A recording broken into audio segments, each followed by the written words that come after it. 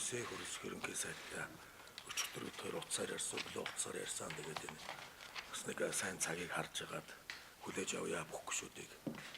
Ингээд энэ уулзалтыг хийж байгаа ингээд. За урдны засгийн газар жил 3 сая орчим ажилласан энэ бол бас асуудал юунд байсан бүгдээр мэдж байгаа 60 тэрбум тийм ээ Монгол улсын төрийн одоо суудлыг одоо зарж үрсэн асуудал дээр бол гол асуудал бол гарсан.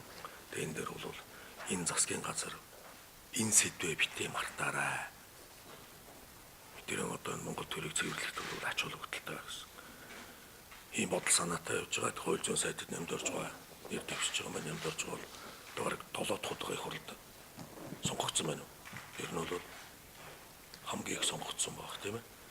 Тэгээ шудраг ёсыг та их ярьдаг энэ тал дээр бол өнөөдөр нийгэмд хамгийн их өгүүлэгдэж байгаа шудраг ёсон дээр бол одоо хатуу чиг бодлоготой байгаараа гэж сая өчигдөр ихтэл одоо тэр болж байгаа асуудлыг хар 13 настай хүүхдийг буудалд амийн хөнөөсөн байна. 2 сар болж байна. Нөгөө наранд явж байна гэж байна.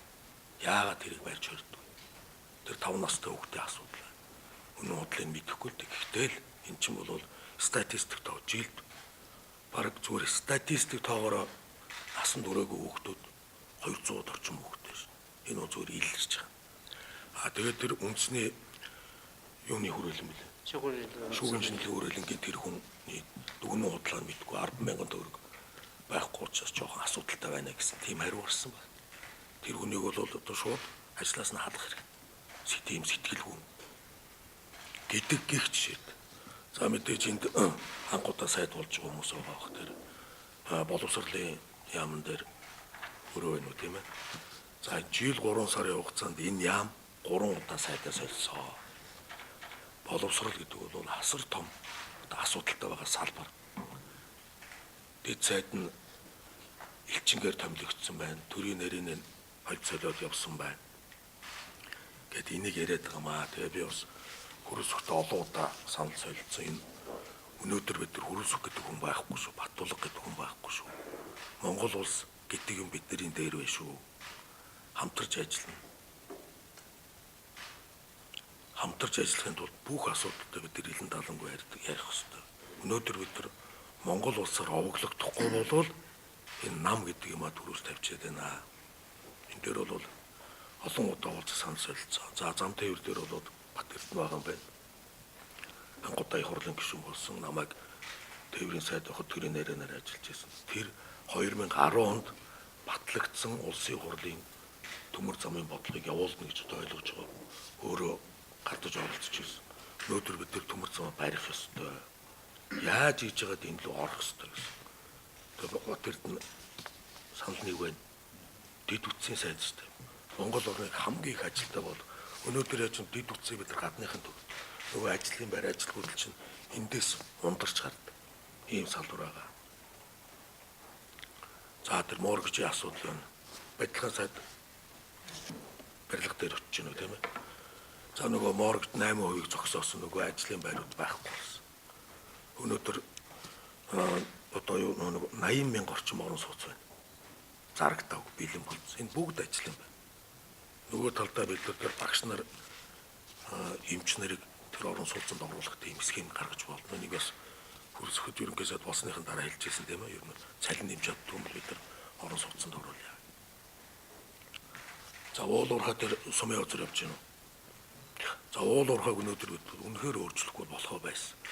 Уулуурхаан одоо салбарт орооцолцсон хүмүүсийг засгийн газарт оруулж ажилламааргүй байгаа. Үнэхээр тэд нар орж ирээд энэ нийгмийг авилгалтай болгодог, асуудлыг үүсгдэг ийм салбар. Цогтбаатар гадаад яам дээр байна уу тийм ээ. За Цогтбаатарын хувьд бол сая болоод үнэхээр гадаад яам дээр мөнгө хөргөл очоод мөнгө хөргөлийн гадаад бодлого явсан шүү. Гадаад яамны бодлого гэж байх ёсгүй. Монгол улсын гадаад бодлого гэж байх ёсгүй. Тэр тусмаа сайдын гадаад бодлого гэж байх ёсгүй. Энэ дээр анхаарч ажиллаарай. Тэр нэг Панамын асуудал өөр дээр чинь гардаг. Тэрийг гараад өөрөө тайлбарлах хэрэгтэй юм байл шүү. Үнэн бодлын хүмүүсийн бухимдуулж байгаа юм шиг. За Хүрлбаатарын хувьд бол асуудал их байгаа. Би зөвхөн ганцхан хөрсөгчөөс Хүрлбаатартай бол одоо уулуурхаатай холбогдсон. Энэ сайдыг бол би зөвшөлдсмөргүй байна. Бусдын бол тэгээд их хурлаар орох байгаа. За Зандан шатрын хувьд бол бас туршлагатай. Тэгээд дахиад хэлээ бид нар Монгол улс бидний оглогдох засгийн газар шүү. Монгол улсаар оглогдож байгаа ерөнхийлөгч байна. Монгол улсаар оглогдож байгаа ерөнхий сайд байна. Монгол улсаар оглогдож байгаа засгийн газар байна шүү гэж дахин хэлье. За баярлалаа. Баярлалаа. Өнөөдөр хугацаанд Монгол засгийн газар байгуулах асуудлаас та зөвшөлтөж хариугаа хөөсөөр бичгээр өгч байгаа гэж ойлгож байна. Энэ нь одоо шинээр хамтлагдах сайдад нэг дэвшиж байгаа манай засгийн газрын бие хөдөлгөөнтэй уулзаж байгаас төрийн хувьд эрхлэгч гэсэн нөхөө санаж бодож байгаа гэдэг бас цааш бидний хандаа.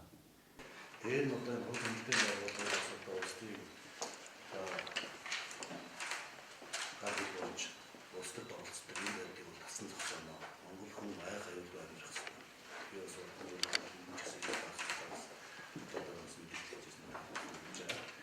хамгийн гол юм бол одоо эдийн засгийн номлолтыг зогсоох, дискас хэрэгч гэдэг одоо хөл боломжтой ажиллаж гэж бодож байна. Яг хөө олон нийтийн зүгээс сэтгэлийг бас нэг шүүмжилж байгаа нэг зүйл байгаа юм гэж тааж мэдж байгаа юм одоо ахад ийм асуудал ярьдаг. За энэ удаагийн кабинетаа бол парламентын гишүүдээс улсын хурлын гишүүдээс одоо бүрдүүлж байгаа. Ерөнхий сайд өөрөө бол одоо улсын хурлын гишүүд биш. Засгийн газрынхаа 50% эзэж байгаа гэж. Тийм учраас ерөнхий сайд өөрөө бас парламентын гаднаас хамрагдсан учраас парламентын одоо гишүүдээс засгийн газрынхаа тавьсан. Бидрээс тодорхой хэмжээний судалгаа хийж үзсэн.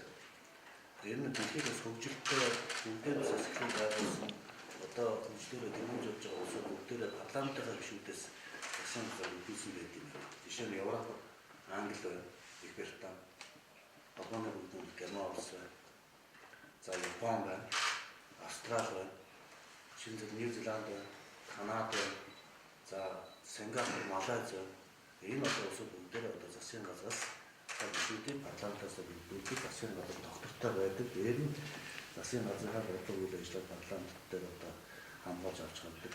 Энэ ялангуяа одоо эдийн засгийн хөнгөлөлтөд зөвшөөрөлтөд үед бол одоо парламентын гишүүд кабинетээс орхон засгийн газар улсын хурлын үйл ажиллагааг одоо хацааг нь сайжруулж өнөө дэвшүүлэн тавьсан зорилт бодлого хэрэгжүүлэх тусдах хөтөл байдаг юм аа гэж байгаа. Үүнээс одоо ийм улсын хэрэгсээ одоо ийм асуудлыг оруулж ирж тавьж байгаа гэдэг бас танд хэлтгэе. Одоо танд хоёулаа энэ бол хамгийн их шинжилгээ үнэхээр энэ сэдв байгаа. Тэгээд би бол яг давхар дийлгэж ярих бол дурггүй. Зөвхөн бол яг улсын хурлын гишүүн өөрөө засгийн газрын гишүүн байна гэдэг бол яг их хурл дээр асуудал үүсэж эхэлдэг. Их хурлаар ороод та нар батлагдаад маргааш нь дараагийн огцор асуудал яригдана. Энийг бол одоо бид нар улс төрд олон явсан хүмүүс бүгд мэдж байгаа. Засгийн газрын гишүүн улсын хурл дээр ороод өөрийнх нь асуудал ороход, яамных нь асуудал ороход сайд нь байхгүй асуудал дээр гишүүд асар их дургуутсдаг. Эннээс болоод огцруулах асуудал яригддаг юм шүү. Би өдөө аж ахуйн сайд байхдаа яг ийм асуудал дээрс. Манай асуудал дөрөвдөөр явж яадаг. Гинт эхний 3 асуудал дөрвөлөө явангууд төгжрээд ирж чаддаг. Тэгээ явгангүйдэг гэсэн. Тэгэхээр энэнийг анхаарай шүү. Одоо болвол Монгол Ардын нам сонгуулийн өмнө давхар дээр гэж өмсч шүүмжилж ялдаа бас эргээд энэ бол шүүмжлийн буюу одоо 3 дугаар игнэнийхэн 3 дугаар ээлжнийхэн орж ирэх асуудлыг хүнддэг сэдв учраас засгийн газрын гишүүд, их хурлын гишүүдтэй дахин хэлгээд энэ асуудал дээр онцгой анхаараарай. Их хурлдаа суух ёстой юм шүү. Тийм ч учраас дэд сайдууд ч юм бол байгаа шүү тийм ээ. Дэд сайдуудтай учраас өөрсдөө их хурл дээр байхгүй бол энэ асуудал их хурл дээр хөндөгдөөд огцруулах асуудлын нэг сэдв болоод идэх зовлон биш үү гэж бас хэлэх гэсэн юм аа. Тэгээд бүгдээрэнд нь амжилт хүсье. Дахиад хэлье, бид нар энэ унсан улс орныг босгоно гэсэн тийм эрмэн хүсэл бүгдээрэнд нь байгаа гэж ойлгож байгаа шүү. Бид нар улс төрчмөр гэн хангалттай улс төрчлөө 3 сая хүн амтай энэ улс орн бид нар улс төрчөд юу болох вэ 27 жил. Энэ эдийн засаг энэ байгаа байдлаа бид нар нэг эргэж хармаар байна гэж л хэлэх гэсэн.